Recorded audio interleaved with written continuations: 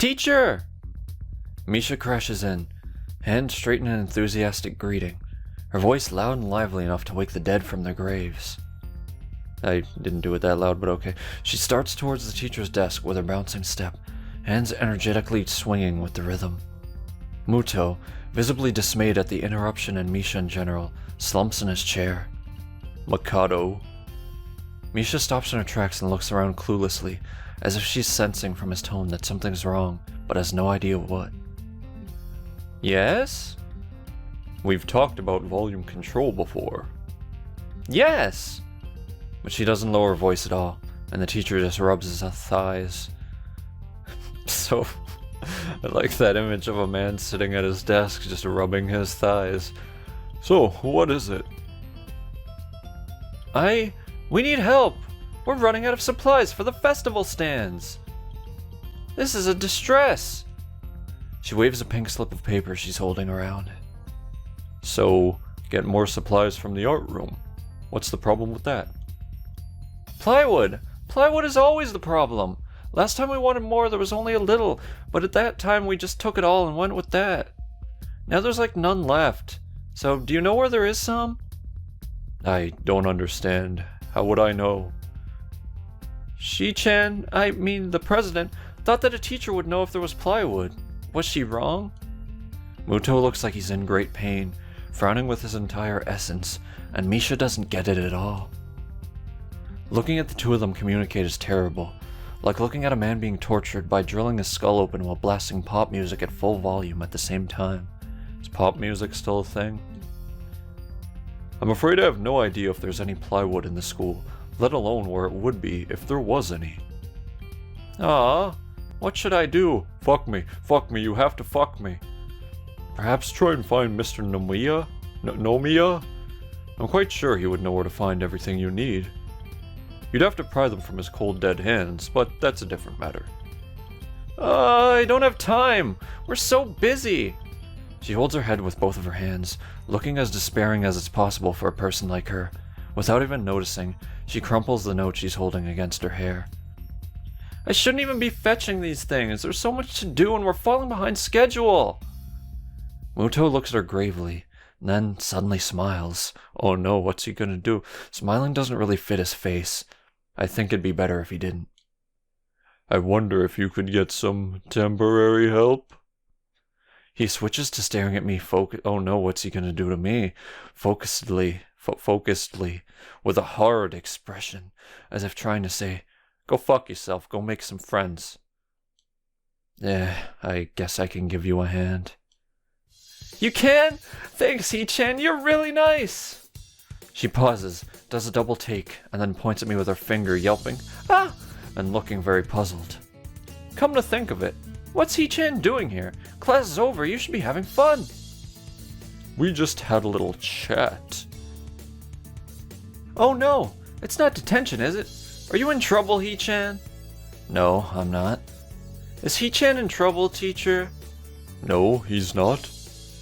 Muto sighs deeply, and I feel that I have to help Misha to get her off the teacher's back. So, what do you need? Here's a list. I can try to find the plywood from somewhere if there's none in the art room.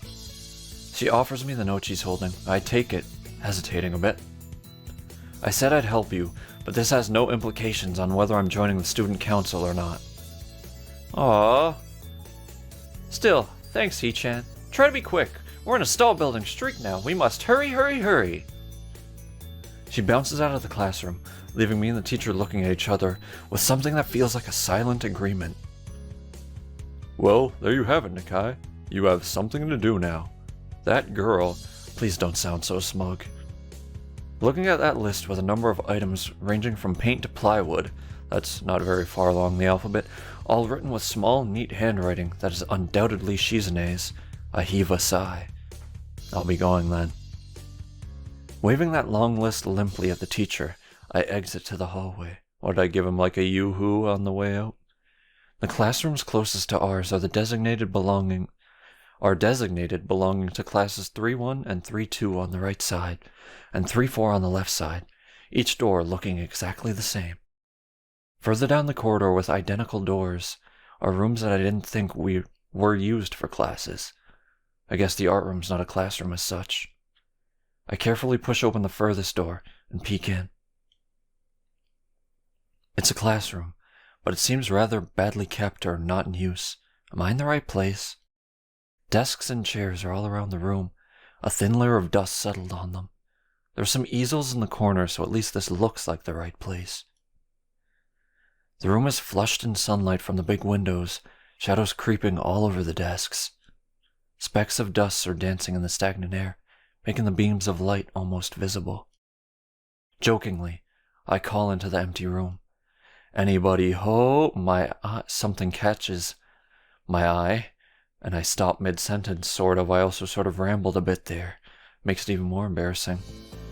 Sitting on a desk is a short-haired girl, curiously wearing a boy's uniform, with a fork between her toes, a morsel of food stuck firmly on the end. This is the one, guys. This odd way of dining seems to be caused by her apparent lack of hands, but her presence here is what takes me aback even more, and it's not because of the feet. Fuck you. How did I miss her before? She's sitting in a corner very still, but I somehow took her as part of the furnishing or a statue at first glance. I'm not being too observant today as a whole. The girl seems to be frozen in place.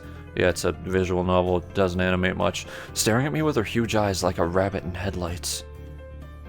She's staring at me, her mouth wide open, ready to accept the fork. Cock joke. I'm staring at her, my mouth wide open, ready to accept her cock, suddenly remembering that I didn't finish my sentence and trying to think if I should. This weird stalemate keeps us both stunned into silence, punctuated only by the wall clock ticking rhythmically. Also, this song, called Parody, may be also my favorite in the game, Rin's theme here, and actually works as an alarm, but I had to stop using it because it made me hate the song and I don't want to do that. Love me some Parody, love me some Rin. Maybe we'll find out why in this playthrough. Hello. The girl stuffs the forkful in her mouth and is now staring at me expectantly while chewing. This is a bit awkward. Hello. I was told to pick up some supplies from here for some festival stalls, I think. I didn't think there would be someone here. There isn't. That's why I came here too.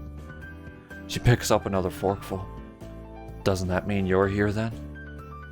She raises her eyebrows as if she was suspecting my observation was false. You are pretty observant. I guess it does. But who are you? This girl's pretty straightforward, isn't she? I'm Nakai. Hazao Nakai. I just transferred in on Monday. I'm Rin. Tezuka Rin. Rin Tezuka. I won't shake hands with you, but at least we know who we are now. That's very nice. Her deadpan manner of talking makes it hard to determine whether she's joking about shaking hands or not. It kinda bothers me. Joking about these matters doesn't feel appropriate at all. That should have been a period, not a comma, writers. It's not a good, or a semicolon. That was a misused comma. No one cares. Well, I'm trying to figure out what's appropriate and whether this girl is... She seems to have lost interest. Sorry, that manner of writing also ticked my brain. She seems to have lost interest in me, is now gazing yearningly back at her food. Can I continue my lunch? If you don't mind me, I won't mind you. If you need to get your stuff, the supplies are at the back. Go right ahead, but lunch? School's already over for the day. What word would you use then? There's no word for a meal you eat after lunch but before dinner, right? It bothers me very much too, but I don't really know what I should say. I don't think you're supposed to eat a meal between lunch and dinner to begin with. But I'm hungry now, and my delicious box lunch would go to waste otherwise. I have curry. It's very delicious. With much decisiveness, Ren once again picks up the fork between her toes, with at least as much impoliteness. She points it straight at me. So, Nakai, what brings you to this place? Like I said, I was told to look for these things. No, the school. From outside you look fine. Is your problem inside? I come to a full stop, opening my mouth but not getting a word out. I can guess. I'm good at guessing. Better than most people. Rin cuts me off before I can answer a question, or skirt around it somehow. I don't know which I would have done. I freeze in front of this issue again. I haven't told anyone here about my condition, or maybe it's only because it hasn't really come up. I do get the feeling that not making issues of this is part of the social code here, as the teacher said. I wonder if the people here could relate. Probably not any better than any normal person could. I can't relate to Shizune's circumstances, or Lily's either. Naturally, while I go through this in my head, Rin keeps considering what my condition could be, with an overtly contemplative look on her face. She puts her fork between her lips and leans back, looking at the ceiling as if the answer was written up there. A beam of light illuminates her face from the window side, creating a mask of dark shadow on the other side. I don't think it's anything in your head, and something in your guts would be boringly ordinary like this lunch of mine, and less delicious. The problem must be in your pants. This messed up Sherlock Holmes kind of statement, and the sheer lack of tact it was delivered with catches me completely off guard. I think I might have even reeled back physically as Rin's eyes widened in revelation and astonishment. So I was right. There's something wrong with your tackle, isn't there? Still partially in shock, but recognizing the need to reply something, I spit out the first thing I can think of. Going to a disabled school because my cock is small, sounds like me. No, nothing like that. I have a heart problem, arrhythmia. I said it. More like blurted it out, but I said it. The girl in front of me purses her lips together and glowers at me, looking very disappointed. How boring. Trouble in the pants would have been much more scandalous. What's with this reaction? I'm sorry to let you down. I forgive you. Just, I collect people, and a person with, that kind of problem would have been really great. Collect people? People with different problems. Huh, so you just go around asking people what's wrong with them? Pretty much. I see. With little left to say, Rin resumes her lunch and the conversation dies away, but I keep thinking about what was said. It's the first time I told anyone else about my condition. All the other people have either known about it already, or heard about it from someone else, or didn't need to know about it, like every other student here so far. Should I have told it as a natural part of introductions? Is it expected of me? Hi, I'm Hazao. I have a very serious heart condition. Is that how I'm supposed to go around introducing myself from now on? As if our disabilities would define us. What a disgusting thought. Yeah, I try to save how stupid I am for later when I talk to people. Or maybe this Tezuka girl just has an unnatural interest in such things. As I walk to the back of the room to pick up the items on Misha's list, a chance opens to study Rin from the corner of my eye. Her hair is a burnt auburn, almost orange and cropped short. Long hair would probably be impossible with no arms. The boy's uniform and the lack of arms make her look very thin, almost scrawny. Except for her massive milkers, she's not particularly pretty, except for her musky green eyes. Murky green eyes. I don't think her eyes smell particularly bad. I've never encountered someone like that, though I don't associate with many furries. Her murky green eyes which flicker restlessly from below her short bangs, even when she eats. The distance and the shadows make it seem like they don't reflect sunlight at all, but instead absorb all of it, within them like deep walls. Remember to breathe. She moves her feet almost as deftly as a normal person would use their arms. However, I can see how this sight would discomfort people, especially while eating. It makes me feel a bit uncomfortable at least. I hesitate to think about the word unnatural, but it's too late now, isn't it? I keep searching the cabinet and shelves for Misha's things, but after enough time passes the silence grows too uncomfortable, so I try to force some conversation out of this strange girl. So, do you always eat alone in this late? Or do you get the occasional visitor? Visitors. Maybe you're my first occasional visitor, but I don't always eat alone either. Sometimes I eat with a certain person on the roof. if she's not horsing around. Horsing? She likes to do sports. Oh, that's all I can think of to say. Wow, what is he, one of my Let's Plays? Both of us fall silent again as Rin forks the last bit of her meal to her mouth. I look down at my haul and double-check it with Misha's lists. It seems I have everything except plywood. So I think I have all the things now? That's very nice for you. Don't feel obligated to stay. I was about to take a nap anyway. You need to do whatever you're gonna do with that stuff anyway, right?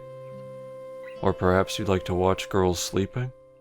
I'm not sure what to make of this, but Rin looks serious. Even if I did, I think I have to be going. I'll catch you around, Tezuka. You can call me Rin. I feel that our relationship is at this point good enough to warrant that much. I was already turning to make my exit, but she draws me back in.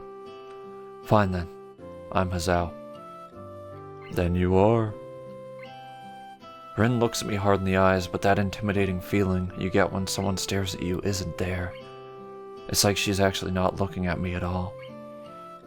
She blinks a couple of times, and I can't figure out why a pause like this just popped between us out of nowhere. See you later, Hazao. There's something like a tiny smile on her face in there, maybe.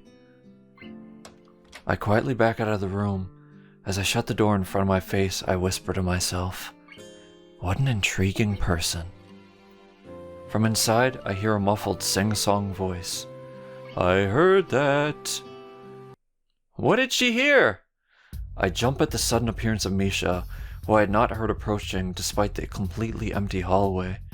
Somehow, she'd gotten a jumping distance of me without making a sound. Creepy. It briefly reminds me of Kenji's nutty theory about a global feminist conspiracy, but I push that thought aside. Shizune, standing slightly behind Misha, looks aloof, as she couldn't have heard the remark that drew Misha's attention, but Misha is visibly excited. No, wait, more importantly, who's in there? There's no club meetings today. She tries to curiously peek past me, even though the door prevents her from seeing anyway. What are you doing here? You took so long that we had to come check what's wrong. That's no good, Hee-chan. She wags her finger at me scoldingly. Scolding, can you use that like that as in to scold? Because I'm thinking she's wagging her finger at me and it's burning my flesh. Oh wait, that would be scaldingly. I found plywood, but everything else is still missing because you're tardy. We didn't have to bring that up. Oh, sorry. I got the things here? I was just going to bring them? I think you're up to some mischief, Hee-chan. Who was in there with you, I wonder? Your mom. Misha signed something quickly to Shizune, pointing at her own ear a couple of times. Shizune immediately pushes her way past me and opens the door into the classroom I just left. I can only imagine the shock she's experiencing. Yeah, she's seeing a girl with no arms for the first time must be weird. With Shizune's diligence and attitude, the insolence of daring to deface school property by sleeping on top of it must be too much to bear. And indeed, she stares at Rin, frozen in place apart from the slight but noticeable trembling of her shoulders, from suppressed rage, I'm sure. Instead of blowing up, Shizune takes a few deep breaths, adjusts her glasses and slams the door shut, turning to sign furiously at Misha.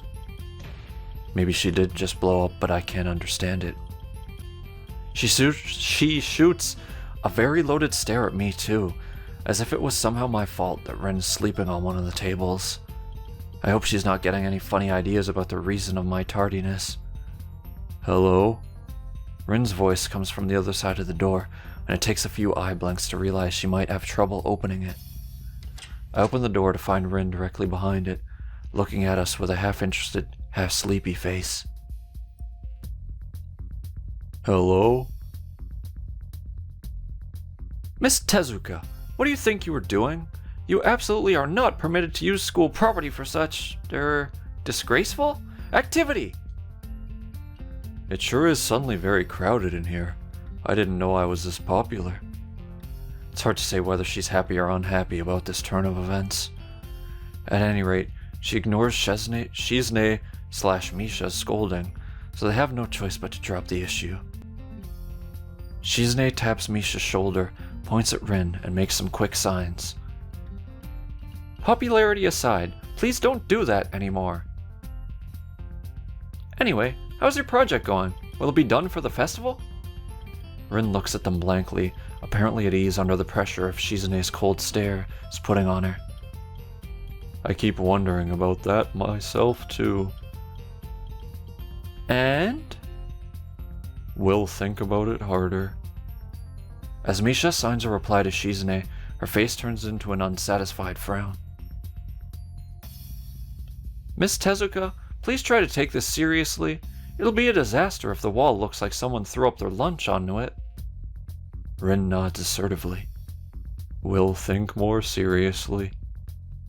Misha actually giggles at that, but Shizune doesn't, not even after translation. Apparently that joke wasn't as good in Japanese. She shakes her head, takes the materials from me, and takes off with Misha in tow. Rin frowns thoughtfully as she looks after the retreating student council duo. How rude. It's true though, I must finish my project before the weekend. There will be dire consequences if I don't. The end of the world as we know it. Like weekends usually are, but more dire. Much more dire. Maybe I'll postpone my nap to unforeseen future. I'm about to ask how she was able to slide away, and what project she has also, and what are these apocalyptic consequences, but she walks back into the art classroom. Since you have nothing else to do, would you give me a hand? This paint can doesn't fit into my bag, but I need it. She kicks lightly at a huge can of paint that's lying on the floor next to the table she was sitting and sleeping on. It lets out a dull clang. Being the gentleman I am, I naturally pick it up. Heavy. Yeah, sure. Where do you need to take it? Away. And with that, she takes off to the hallway, me and the paint can following since there's little choice for either of us. The hallway is quiet and empty now with Shizune and Misha gone, so we too leave toward the stairwell at the other end. Every 10 or 15 or 20 steps I have to change the can from one hand to another because the thin handle cuts into my palm. At least it keeps my arm from tiring too fast. Rin strolls on beside me with an uneven pace that I have trouble matching, or maybe I'm walking weird because of the extra weight. It seems one of us is constantly walking too slow or too fast, and I can't figure out which. 2 flights of stairs below, trouble appears in the form of the head nurse and his fox-like grin. What was his fucking voice again? I have no memory of this person. Oh, Mr. Nakai, what a happy coincidence. Tezuka too, of course. My fucking headphones are unplugged, gosh damn it. He nods courteously to Rin, who does not acknowledge him back, then turns to me because obviously it's me who he has some business with. There's something. Oh, I remember now. It was Danny DeVito. There's something I forgot to mention on Monday. I nod and wait impassively because I can't even begin to guess what he forgot. The feeling of the handle delving deeper into my skin doesn't make me feel enthusiastic about this interruption either. It's about your medications. Not Danny DeVito, more Enzo from Bayonetta. Since you haven't been that long on your current medications, there might be some unexpected side effects, which might require adjusting dosages or even changing to another kind of medication. So we'll do a few tests regularly, but what I'd want is for you to keep an eye on everything in your condition that feels off, if you get what I mean. Nausea, headache, indigestion, upset stomach, diarrhea, anything. Come and see me if anything happens. Alright. So, how are you? Everything fine? I give up and drop the can to the floor before answering him. Apparently this takes longer than my biceps can handle. I'm about to say something generic as an answer, but then I realize how often I've done that lately. Other people have asked me that too. Teachers and students here, my parents, visitors, nurses, doctors at the hospital. Everyone seems to be concerned about that. It's natural for a hospital, not so much for a school. Except this school. This is a small school, and both the student base and faculty seem to be very tightly knit. At least that's the feeling I'm getting. And this is not the kind of school that gets transfer students too often. The thought sends shivers up my spine, but I give a generic answer anyway. That's great. Also, one other thing. My sources tell me that you've been at neither the school track nor even the pool. So I'd like to know if you've taken up exercising as I asked. Of course I haven't, but his way of inquiring gives me the feeling that I should have been running my ass off on the track since the very first day. You have people spying on me? Not as such. I just happen to know a few people. But that's not the issue here, so don't try to slip out of it. Well, I was actually doing some improvised weightlifting as an exercise. I pick up and lift the can up and down a few times, like some sad imitation of a bodybuilder, even though it's weighing down on my arms painfully. The stupid grin disappears from his face for a second, then comes back like it was never gone. Tezuka, would you give us a second? Listen here, you fucking stupid piece of shit. The nurse grabs me by the shoulder without waiting for Rin's permission, which he didn't need in the first place, and drags me aside. When I told you to exercise, I wasn't joking. I understand that you're still in your first week and all, but please don't ignore the importance of this. The reason I'm coming down on this hard on you is that habits are not easy to form. The more you slip and postpone, the harder it'll be. It's the same with everything, like dieting. Can you promise me to be more serious about this from now on? Another choice moment here, and saying yes would give a specific point to someone who is not Ren. Saying maybe we'll give no points at all, so, once again, let's go for no points at all with maybe. Maybe, no, I mean... He gives me a nasty sort of look when I say that, making me try to take back the word. I mean, I don't know. I'm still trying to get used to the school, and exercising is fucking boring. I'll promise to try, though. You're not being very convincing there, Hazao. Tip number 1. Medical professionals are not amused if you take their advice lightly. What's up with him? As if a day or two would make that much of a difference. I didn't do anything at the hospital either. Yeah, okay. Sorry. He studies me for a moment, then shrugs, smiling again. Okay, that's more like it. If you go to the school track tomorrow morning, you'll meet my spy, who probably has no qualms offering consultation to you if you want to jog a bit. Consultation? See you around.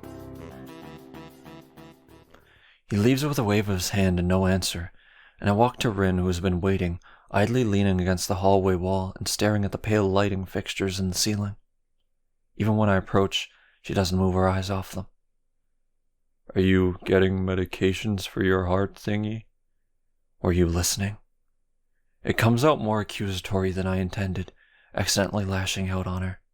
But even so, I don't really want to start talking about it. I just met her. I don't know her. It's none of her business. The nurse seems to be happily ignorant about confidentiality too, talking about that kind of thing in public. But it's not Rin's fault, is it? I look up at her, suddenly feeling a bit guilty, but Rin is just staring past my shoulder quizzically, her head tilted like a bird's. Sigh. I don't know why this is so hard for me. It feels like there's some inexplicable lock that prevents me from being more upfront about this. Yeah, they're for my heart. Will they make you better? No, not really. They just make me a little less worse. Rin keeps looking at me for a while longer, and she neither says anything further nor displays any kind of emotion I could discern. I'm thankful that she doesn't. I think I'm still not quite used to all this. At the hospital it was easy, but I still haven't sorted my feelings about having to live a normal life with this disability.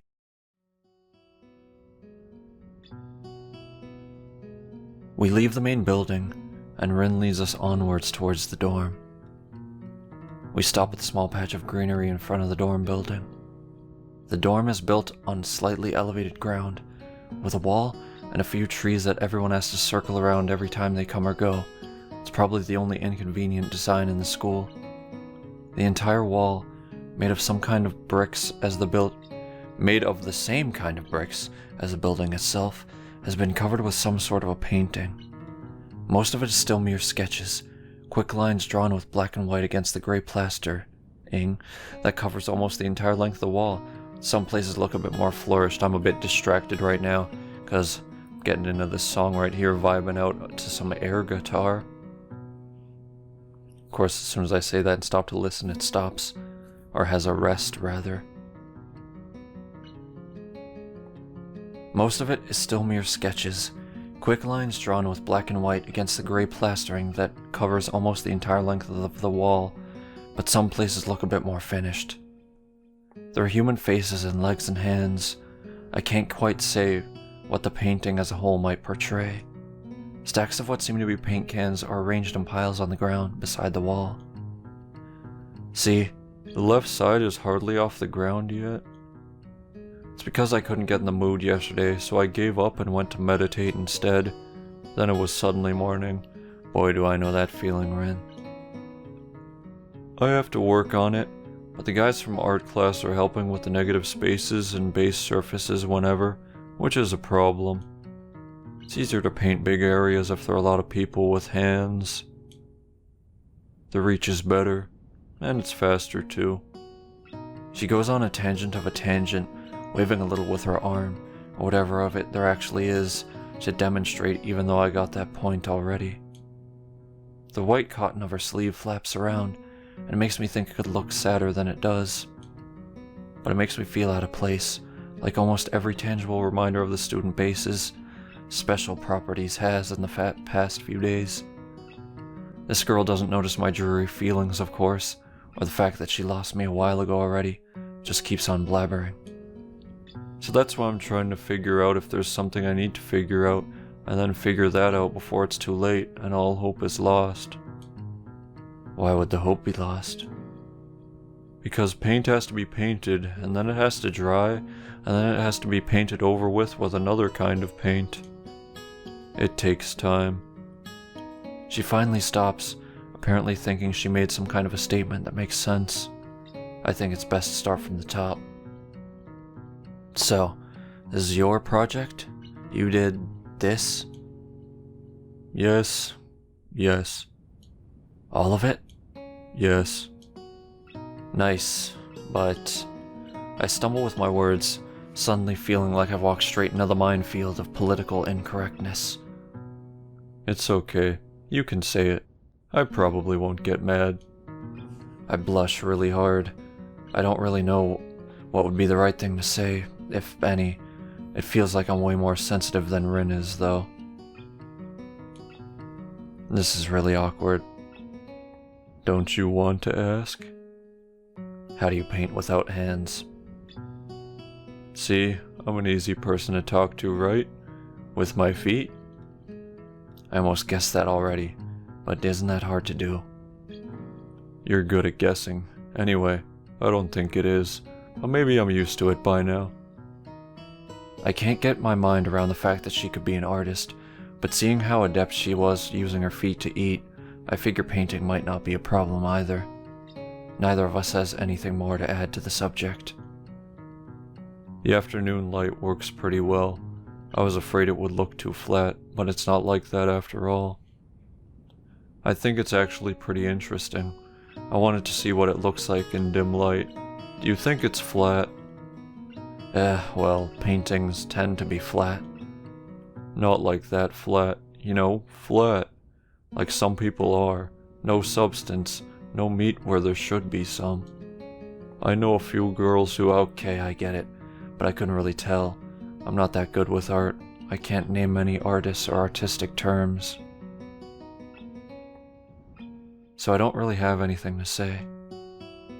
Rin shrugs her shoulders at that, saying, "Suit yourself," without saying it, and looks up at the sky as if trying to look for something up there. I don't think I'd get any actual work done, but if you give me a hand with the paints, I could do a little before it's too dark. I wanted to get a halogen lamp like the ones they have at the sports track, but there aren't any. Rin sure is quick to recruit my help, as was Shizune. It makes me feel that the festival is such a big project that every pair of hands is needed. Why not? I'm not really sure if I can be of any help, though. It's just mixing some paints. You can do that, probably. Do you have motor control problems, like, you know, those people who have some? Cerebral palsy, maybe? Not that I know of. I get it. Heart thingy has nothing to do with that. She gives me a sly look for no reason. No, it doesn't. Let's do it then. So she sits on an empty wooden box, and very naturally picks up a wide brush between the toes of her bare right foot. I open a few of the cans, and pour some of the contents into shallow bowls for mixing. The thick paints flow lazily from the can to the bowl, like syrup. I mix them, creating funny, hypnotic-looking swirl patterns that melt quickly into each other to form a new monotone hue. Rin sets to work, every now and then asking me for a hand with something or the other. Finding different brushes is easy enough, but mixing the paints to the exact tone this girl is apparently seeing in her head is a frustrating ordeal. She wants precision down to the last millimeter before she's satisfied, but her instructions are obscure at best. Add half a splash of green. I crouch down to pick up the can of bright green. The other green, this green. I carefully pour some of the other green into the mixing bowl. No, that's almost a whole splash. More white. Is green a good color to add? No idea. You're the artist here. A hint of smile appears in the corners of her mouth. Do you lack an opinion? No, it's just that I have no idea. It's okay, 'cause I just got an idea. Add more white. With this exclamation, I pour a minuscule amount of white into the bowl and mix it.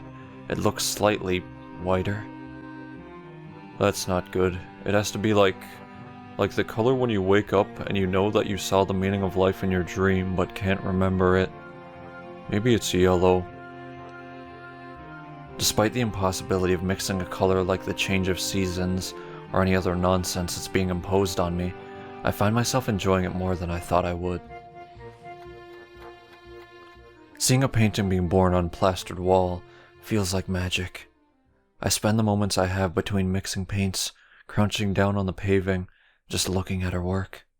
It feels slightly intrusive at first, like breaking some imaginary intimacy, but Rin doesn't seem to mind the least bit. Maybe it's just in my head. Her entire presence emits a completely different air as she patiently works the details, adding layers of paint on top of other layers of paint, steadily moving her foot across the wall to add new shapes. When I manage to produce a passable mixture of paint, the rare smile on her face is oddly rewarding. Apart from the few words when discussing paint mixes, neither of us says a word for the longest time. And even those short discussions soon evolve into a shorthand, both of us developing and using weird impromptu code words for various paints and hues, as if there was some need to conserve words and breath and sound.